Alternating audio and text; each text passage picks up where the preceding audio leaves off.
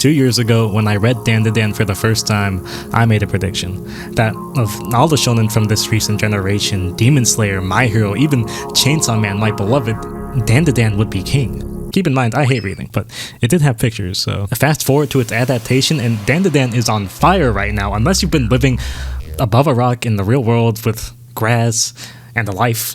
You can't escape it. This was one of the most anticipated recent manga adaptations for a reason, and that's because Dandadan has it all. Lovable characters, sick action sequences, and it's oozing with style. It's no surprise that Dandadan was going to hit. Is it gonna steal your new favorite anime spot? Maybe not, but I have a feeling it's about to become more popular than we can possibly imagine.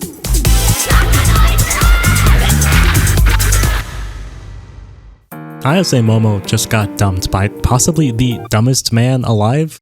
She likes guys like Takakura Ken, and dudes that exist in real life and may even consider themselves a little bit awkward. In other words, she really likes me, but she doesn't know it yet, so she's cartoonishly moping through the halls when she notices a kid getting picked on and decides to help him out. His name is Okarun, and he didn't even notice the bullying. To him, this was just another day. But what he did notice was that Momo just asked what he was reading.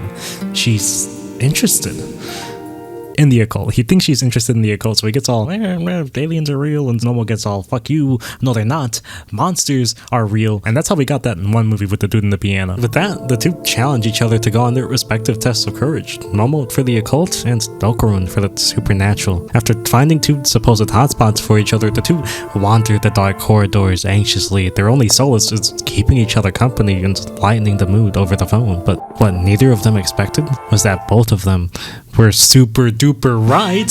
Spirits and aliens are real. Momo gains psychic powers. Okarun gets possessed and then loses his, thingy. And we're still barely past the premiere, past the goddamn synopsis. Still the encounter continues. Okarun does some, possessed spirit shit where he crawls through a phone and then walks up and down the walls like a spider while Momo kicks a Peter Griffin robot alien out of the moon and then it explodes. So, I'm lost.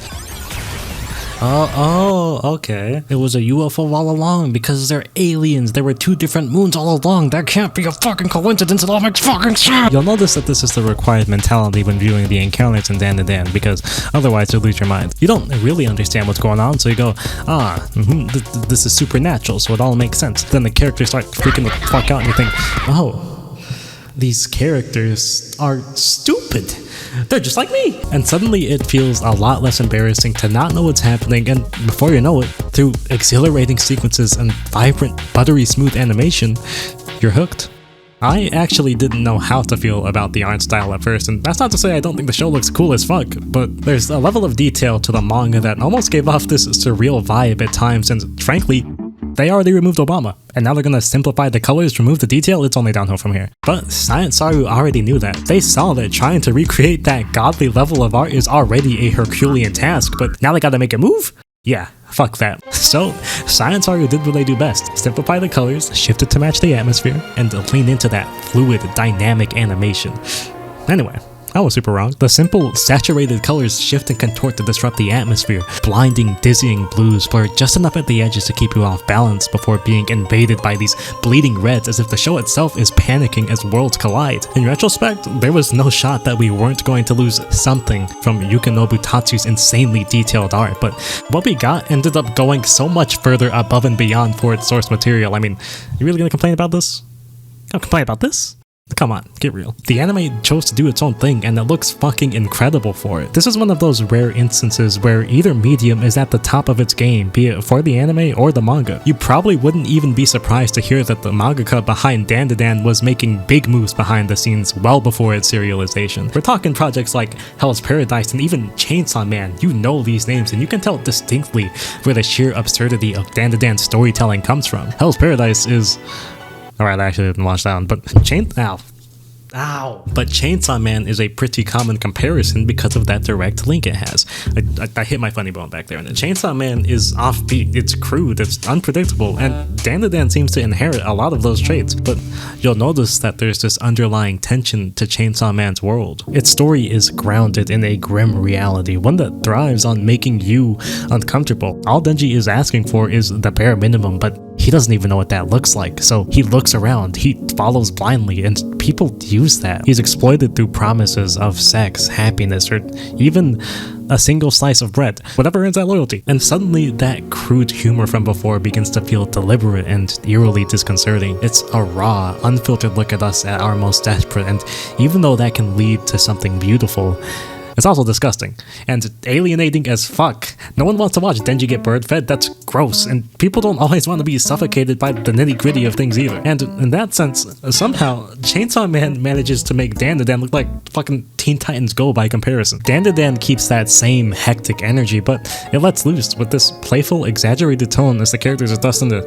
all their bullshit. That's because it's supposed to be fun. Momo and Okurun are just awkward teenagers at the end of the day. You've seen them before. Sure, they can take down plenty of powerful spirits and technologically advanced aliens, but they still lose to things like their own emotions, classroom peer pressure, or parents and guardians. That doesn't make them worse characters, but it does make them a lot easier to, I don't know, respect. After an anime misunderstanding with Momo that's super funny, Okurun uses the restroom and tries to calm down a bit, so he unzips, he looks down, and... sir, they took the balls. This, of course, is an immediate code red. If you somehow don't understand the significance of this, imagine losing your favorite fidget toy. See? It's fucked up. So, anticipation and anxiety urge him to Momo's classroom, but when he gets there, Momo is walled off. You feel it too, don't you? The ambience of the classroom, the mounting chatter as he tries to push through the wall of noise to reach her. You can't quite make out what they're saying because you don't speak Japanese, so you turn the subtitles on and... oh. Momo's getting cooked in there. The anime funny moment from before is putting her social life on life alert. So of course she's shutting Okurun out. Peer pressure's got her ass pinned down. Momo is blinded by the fire she's trying to put out until Okurun's final question cuts through all of that noise and finally reaches her.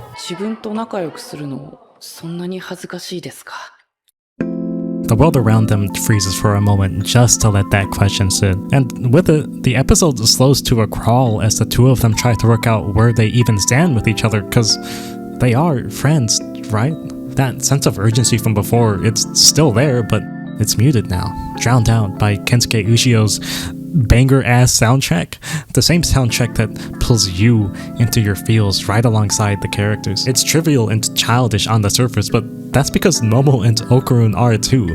There are plenty of stories out there that take place in high school, but it's Dandadan's slower moments that drag me back to high school with them. It grounds the cast in a way that you can't help but root for them to figure it out, and that is how you transition across your genres. Looking at you, Oshinoko, don't just fucking skip to the funny part. You gotta ease me into it. You gotta be smooth about it. Dandadan knows when to slow it down and take you through these quieter moments, and that's how it manages to stay so accessible. It never commits to crossing that line into your personal space. It keeps things light and offers to walk you through its story without ever overwhelming you. But that doesn't mean Dandadan shies away from those heavier moments either. They're sparse, sure, tucked away between hectic battles and moments of levity, but if you listen, you'll find that the spirits they encounter are alive. They aren't just some antagonistic force, they're people that are barely clinging to their last remnants of humanity, even when it seems like they've already given up. But Dandadan doesn't plunge you into their despair like that. Even in its darkest moments, it shows you the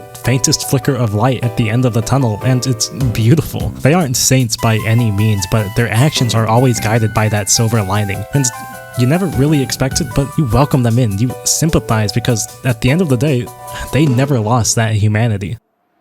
This is why people say this show covers every genre ever. Okurun and Momo's romance, the sheer insanity of its encounters, and those fleeting raw emotional moments that creep up on you make this show one of a kind. Dandadan is the biggest show airing this season, and quite possibly this year for a reason. Because beneath all of its flashy encounters and crude humor is a story about these kids learning to be the best that they can be for each other, even if they fumble along the way to get there. It might not be as grand or as deeply personal as your favorite anime, but it's a time almost all of us have been through or even living through right now, and I think that matters just as much.